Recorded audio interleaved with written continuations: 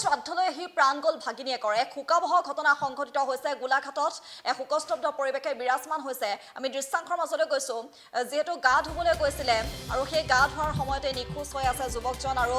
যেহেতু উল্লেখ কৰিব লাগিব মোমায়েকৰ শ্ৰাদ্ধলৈ আহিছিলে ভাগিনীয়েক আৰু সেই সময়তে এই শোকাবহ ঘটনাটো সংঘটিত হৈছে মোমায়েকৰ শ্ৰাদ্ধলৈ আহি গা ধুই থকাৰ অৱস্থাতে ধনখিৰি নদীত নিখোজ হৈ পৰে যুৱকজন আৰু হলিল সমাধি ঘটে যুৱকজনৰ আৰু ভাগিনীয়েকৰ এনেধৰণৰ ঘটনাক লৈ এতিয়া তীব্ৰ আচলতে শোকাবহ পৰিৱেশে বিৰাজমান হৈছে আমি কিছু দৃশ্যাংশ দেখুৱাইছো গোলাঘাটত সংঘটিত হৈছে এই মৰ্মান্তিক ঘটনা মোমায়েকৰ শ্ৰাদ্ধলৈ আহিছিলে ভাগিনীয়েক আৰু ভাগিনীয়েকৰ সৈতে এক ভয়ংকৰ ঘটনা সংঘটিত হৈছে শোকাবহ ঘটনা সংঘটিত হৈছে মোমায়েকৰ শ্ৰাদ্ধলৈ আহি ভাগিনীয়েকৰ প্ৰাণ গৈছে বুলি ইতিমধ্যে জানিব পৰা গৈছে আৰু এই ঘটনাক লৈ এতিয়া অঞ্চলজুৰি এক শোকাবহ পৰিস্থিতিয়ে বিৰাজমান হৈ আছে কান্দোনত ভাঙি পৰিছে সকলো কিয়নো এক মৰ্মান্তিক ঘটনা বুলি ক'ব লাগিব গোলাঘাটৰ শালমৰা মহখুটিত সংঘটিত হৈছে এই শোকাবহ ঘটনাটো মোমায়েকৰ শ্ৰাদ্ধলৈ আহিছিলে যিহেতু ভাগিনীয়েক আৰু ভাগিনীয়েকে যিহেতু গা ধুবলৈ গৈছিলে ধনখিৰি নদীত আৰু সেই ধনখিৰি নদীত গা ধুই থকাৰ অৱস্থাতেই হলিল সমাধি ঘটে ভাগিনীয়েকৰ আৰু যুৱকজন বোকাখাট কলাখোৱাৰ মনীষ বিশ্বকৰ্মা বুলি জানিব পৰা গৈছে যিহেতু পুৱাই মোমায়েকৰ শ্ৰাদ্ধৰ নিয়ম কৰিবলৈ আহি কেইবাগৰাকীও যুৱকৰ সৈতে নদীত গা ধুবলৈ গৈছিলে মনীষে গা ধুই থাকোঁতেই নিখোজ হৈ পৰে যুৱকজন আৰু ঘটনাস্থলীত যিহেতু আৰক্ষী উপস্থিত হয় বা এছডিআৰএফ বাহিনীয়ে উপস্থিত হয় আৰু অৱশেষত উদ্ধাৰ কৰিবলৈ সক্ষম হৈছে যুৱকজনক আৰু যুৱকজনৰ মৃত্যুত এতিয়া অঞ্চলজুৰি শোকৰ ছাপ পৰিছে এক শোকাবহ ঘটনা আচলতে সংঘটিত হৈছে আমি পুনৰবাৰ উল্লেখ কৰিছোঁ মোমায়েকৰ শ্ৰাদ্ধ খাবলৈ আহি এক শোকাবহ ঘটনা সংঘটিত হৈছে ভাগিনীয়েকৰ সৈতে নিজৰ প্ৰাণ হেৰুৱালে মোমায়েকৰ শ্ৰাদ্ধলৈ আহি নিজৰ প্ৰাণ হেৰুৱাবলগীয়া হ'ল ভাগিনীয়েকে কিন্তু কিয়নো উল্লেখ কৰিব লাগিব যিহেতু মোমায়েকৰ শ্ৰাদ্ধলৈ আহি ধনখিৰি নদীত যিহেতু গা ধুবলৈ গৈছিলে যুৱকজন আৰু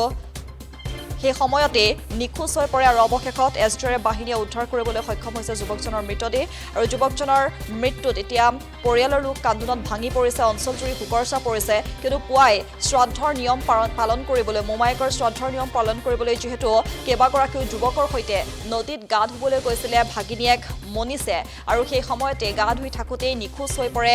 মনীষ আৰু তাৰ পাছতে যিহেতু ততাতৈয়াকৈ আৰক্ষীক খবৰ দিয়া হয় বা এছডিআৰএফ বাহিনীক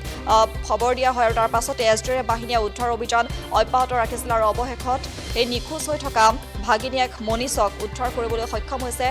মনীষৰ ইতিমধ্যে মৃত্যু হৈছে বুলি জানিব পৰা গৈছে আৰু সেই যুৱকজনৰ মৃত্যুত এতিয়া অঞ্চলজুৰি শোকৰ ছাপ বিৰাজ কৰিছে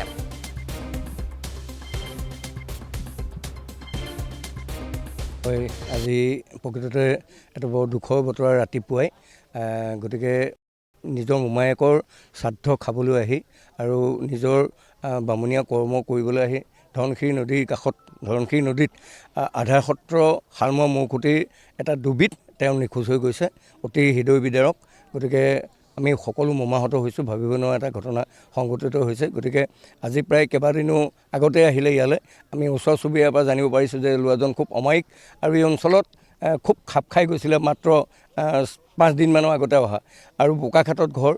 হয়তো তেওঁৰ মাকে এতিয়াও খবৰ পোৱাই নাই গতিকে এটা হৃদয় বিদাৰক ঘটনা ৰাতিপুৱাই গোটেইখন আচলতে সমগ্ৰ গোলাঘাট জিলাখনকে সাঁতুৰিব নজনাই এনেকুৱা ঘটনা ঘটিলে আৰু খুব পিছল আছিলে তেওঁ বাৰে বাৰে উঠিবলৈ চেষ্টা কৰিছিলে যদিও তেওঁ বিফল হ'ল প্ৰায় 2 নলমানৰ আগত গৈ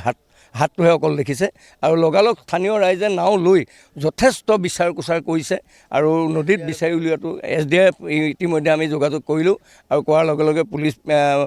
সকলো আহিছে আৰক্ষী বাহিনী আৰু লগতে স্থানীয় ৰাইজ গাঁওৰক্ষী বাহিনী তৎপৰতাত ইতিমধ্যে বিচাৰি থকা হৈছে মোৰ আজি 12 দিন হৈছে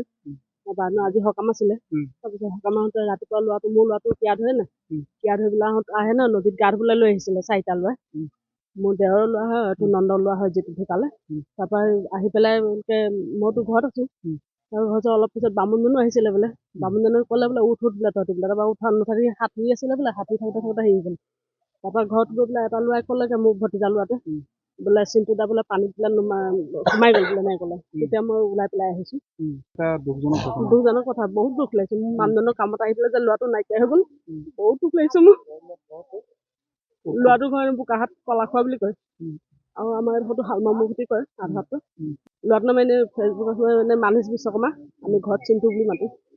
ল'ৰাটো ধেমেলীয়া মানে বহুত বহুত ভাল ল'ৰাটো যি কথা ক'লেও সি কেতিয়াও নেপেলায় এতিয়া অভিযান চলি আছে